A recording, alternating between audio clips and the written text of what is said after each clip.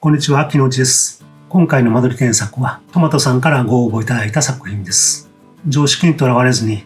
自分の気持ちに正直に家と向き合っているところに感心しました。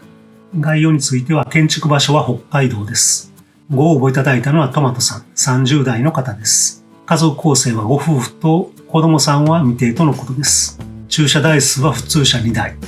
用途地域は大種低層住居専用地域で、建蔽率 40%、容積率 80%、道路は北東側で、道路幅は書かれていませんでしたが、写真から見ると6メートルくらいありますので、道路車線などは問題なさそうです。詳しい自己紹介や間取りの考え方は後ほど出てきますが、まずトマトさんが書かれた間取りをざっと見ていきますと、左が1階で、右が2階の間取り図です。方位は図面の右下が北です。北東側に幅6メートル程度の道路があります。家の両側に駐車スペースが3台分ですが、所有は2台となっていました。1階はこちらのポーチから玄関に進むと広い土間になっています。奥はシューズなどの収納で、奥の窓から庭が見えるのが気持ちよさそうです。この引き戸を開けて進むと広いダイニングキッチンです。中心に幅 1100mm、長さ 2500mm の大きなテーブルがあって、一部は作業台になっています。壁にテレビがかかっていて、キッチン、冷蔵庫、パントリーと続きます。こちらに手洗いとトイレです。庭に面してテラスがあって、ここから出入りします。この階段から2階へ上がります。階段周りは吹き抜けになっていて、上がったところがフリールームです。その奥にソファーとテレビがあって、シングルベッドが2つ並んでいます。一番奥が水回りと収納で、トイレ、洗面、お風呂、ランドリールームとウォークインクローゼットとなっています。トマトさんは私たちのこととイメージする家についてというタイトルでこのように書いていただきました。うまく整理されていて読んでいくとすんなりと頭に入ってきます。自己紹介の趣味のところにはお二人でキャンプや旅行に行かれるのが趣味で、ご主人は日本酒や音楽、グルメ、奥様は家庭菜園、映画やドラマ、銭湯がお好きだということです。仕事は会社を経営されていて、同じ職場です。休日は別の土地で畑作業をしたり、キャンプや温泉に行かれるということで、平日休日ともにほとんど行動を共にしている仲の良いご夫婦です。家を建てることになった経緯についてはこう書かれています。現在は中心部の 2LDK のマンション暮らしです。私の両親が他へ引っ越すことになり、空き家となってしまったので、これも良い縁だと思い、実家も古くなっていたので、新築で建て替えをすることを決意しました。施工会社は弊社の取引先である工務店に頼むことが決まっています。何度か間取り案を提示されましたが、納得いくものではなく、自分で間取り作成を決意しました。と書かれていて、その決意は間取り図にもよく表れている気がします。家のイメージや悩んでいることについては、家のイメージは自然を感じられる、明るい木の風合い、開放的な住宅です。予算の関係と二人生活ということで、あまり大きな家は必要ないと考えます。と言われますが、約50坪ありますから、決して小さくないですね。一日の楽しみは、二人で食べる夕食です。お酒を飲み、テレビを見ながら食事をすることが、ストレス発散でもあります。夫の強い希望で、ダイニングテーブルではなく、広々としたカウンター風で、レストランや居酒屋で食事をしているようなダイニングを目指しました。そこで考えたのがキッチンの後ろ側に調理作業台兼カウンターテーブルを造作して設置する案です。ネックなのがカウンターテーブルからテレビを見ることです。キッチンとカウンターテーブルとテレビの配置がうまくいかず、悩みに悩みできたのが現在の間取りです。上記の関係でどうしても南側にテレビを置くことになったので、最高のために吹き抜けの設定にしました。ここはうまいですね。ただし今のままだと、キッチンとテレビの境目が曖昧になってしまっている感じがします。外交面では植物も好きですので、緑の植物がいっぱいの庭にしたいです。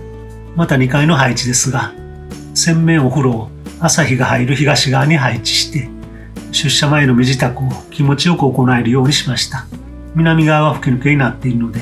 ベッドの隣に室内窓を配置し、光を取り入れるようにしましたが、テレビとソファーを置いている箇所は薄暗くなってしまうのか心配しています。ということですが、明るさは十分なように思います。間取りに関するご要望として、1階は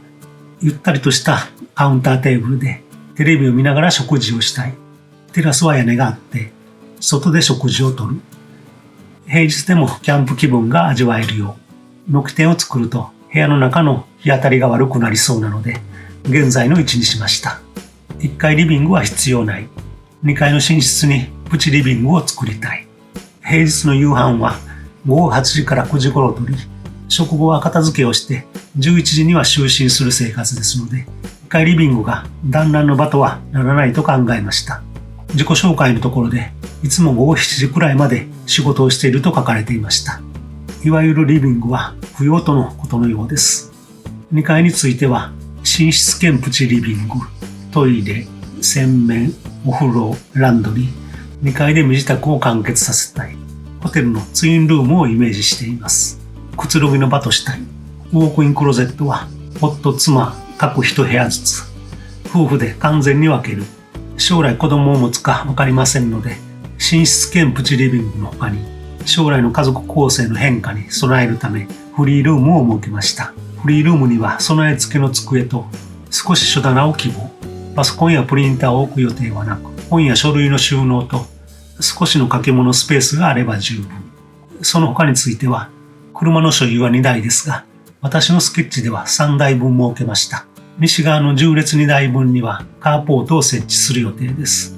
縦列は出し入れが不便ですので、雪のない時期は東側と西側に1台ずつ車を止めれることと、来客需要として考えました。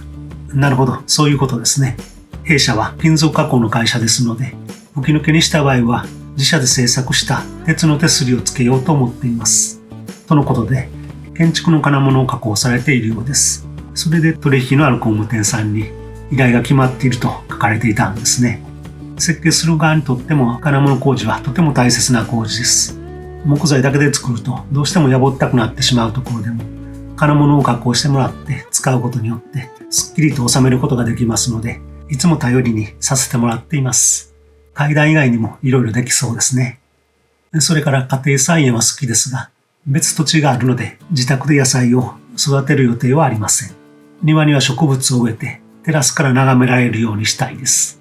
玄関を西面のカーポート側に設置した理由は除雪範囲を狭めるためです。冬の期間東側の駐車場は除雪した雪が積まれているので使用しません。最後に周辺の環境について、ご近所は庭をきれいにされている方が多いです。パークタウン内の一角ですので整備もされており緑が多いです。ということです。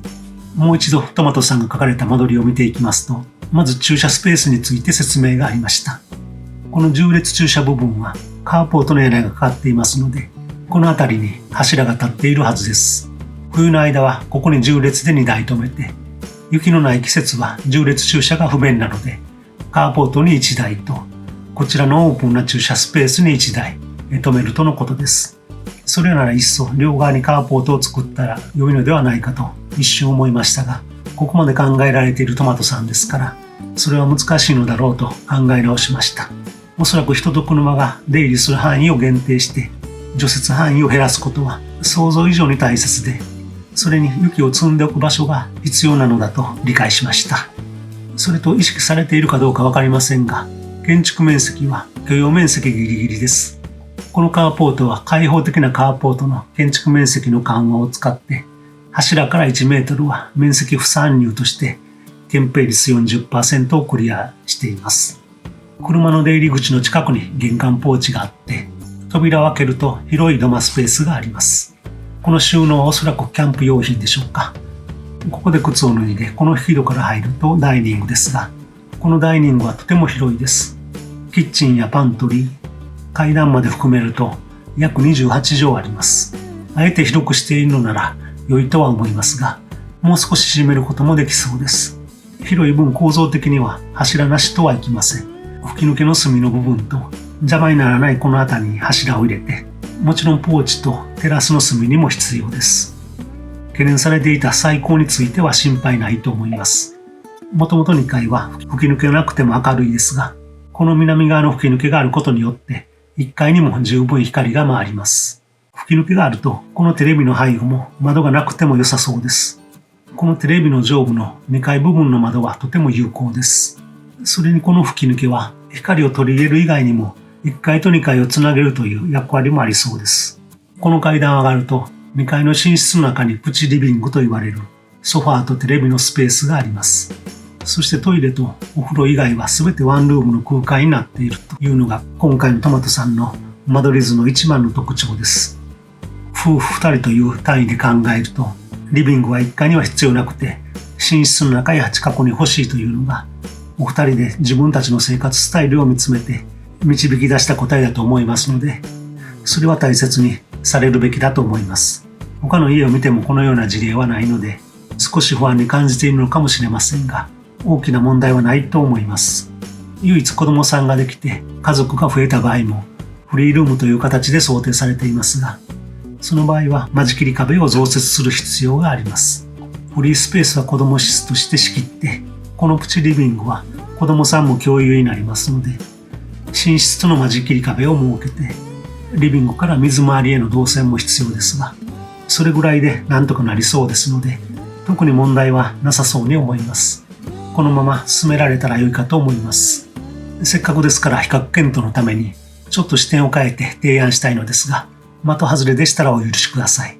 大きくは2つですが、1つは寝室の中にプチリビングが近いというのは良いと思うのですが、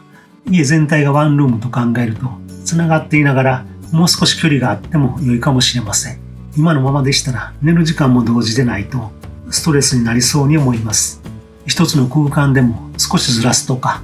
イメージ的には少しダイニングに近づけるというのはないでしょうか。もう一つはこのカーポートがあまり良いイメージが湧きません。建物本体に馴染まないものになると残念ですので、建蔽率の問題は解決しないといけませんが、ポーチとカーポートの屋根をつなげるとか、今はダイニングスペースに余裕がありすぎるようにも思いますので、思い切って駐車スペースを建物内に取り込んでしまうのもありかもしれません。その2点を提案できるよう検討してみます。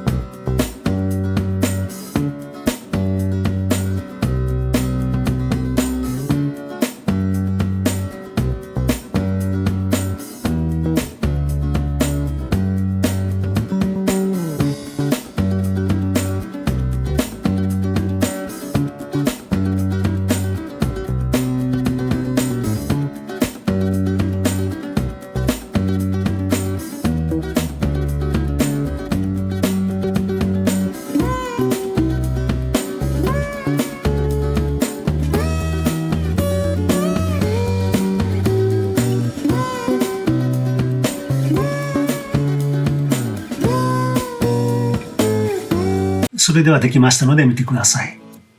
これでほぼ建蔽率はマックスです。まず駐車スペースは建物の中に取り込みます。奥に駐車して車の前面はアプローチとして利用します。こうすると玄関から駐車スペースまで濡れずに行き来できて、除雪もこの前だけ行えば良いのではないでしょうか。必要に応じてここにシャッターやオーバーハングドアを設けても良いのですが、ここではなしでイメージしています。そして車庫の奥は完全に閉ざさないで、格子のようなものとして庭を見せます。格子の半分は引き戸にして庭とつながるようにします。この車庫は格子はついていませんが、このようなイメージです。キャンプ用品は積み下ろししやすいようにこの位置に収納します。車の前をアプローチとしてここから玄関に進みます。ここはフィックスのガラスで、シューズクロークは下足箱として玄関を広く使います。この引き戸から入ると、まず大きなダイニングテーブルがあります。一部作業台が埋め込まれている3メートル60センチくらいあるダイニングテーブルです。これくらい長くして作業台の部分から離れて、この辺りで2人並んで食事をすれば、目の前にテレビを見ることができます。床のレベルは後ほど説明しますが、キッチンと同じ高さで収納棚を延長して、中にオーディオのデッキや食器も収納します。キッチンの奥にパントリーで、冷蔵庫もここに入れました。隣に手洗いとトイレです。この辺りはトマトさんの案そのままです。そして庭にデッキテラスを張り出して屋根をかけます。ここに屋根をかけても吹き抜け上部から光が入るので大丈夫です。季節の良い時期にはこのデッキテラスで食事を楽しめます。ここから少し階段を下がって土間テラスです。引き戸を開けると車庫につながりますので、車やキャンプ用品の手入れをしたり、ガーデニングのための土間スペースになります。床のレベルはここで2段分30センチの段差を設けています。このダイニングテーブルの高さは70センチとすると30センチの段差ですので、この低い床の部分では高さ1メートルのカウンターになります。作業台も飛び出さずにフラットか少し下げることもできますので、作業台を目立たなくさせることができます。椅子の高さも変わりますので、こちらは食事用のダイニングチェア、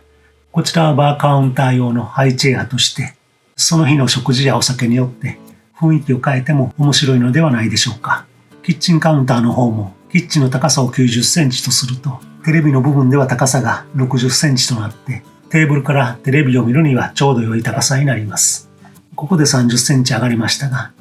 さらにこの階段180センチ上がります。180センチですから、中2階のようなイメージです。そしてトマトさんが書かれていたように、南側に吹き抜けを設けてダイニングに光を取り込みます。吹き抜けの1階部分がダイニングテーブルになります。階段を上がったところがソファーとテレビのスペースです。こちらがフリースペースだった部分です。壁で囲ってみましたが、4畳分と収納がありますので、もちろん子供室に転用できるスペースです。水回りは子供さんが使うことを想定すると、こちらの寝室を通らずに行き来できる位置が良いかと思います。トイレと洗面浴室です。洗面から連続してランドリースペースとウォークインクローゼットです。そしてソファーのスペースから80センチ上がったところが寝室です。家全体がワンルームと考えると、吹き抜けに面するこの部分も柱を立てて手すりぐらいで良いかもしれません。もちろん障子やガラスというのもあります。一応ここには引き戸を設けて仕切れるようにもしています。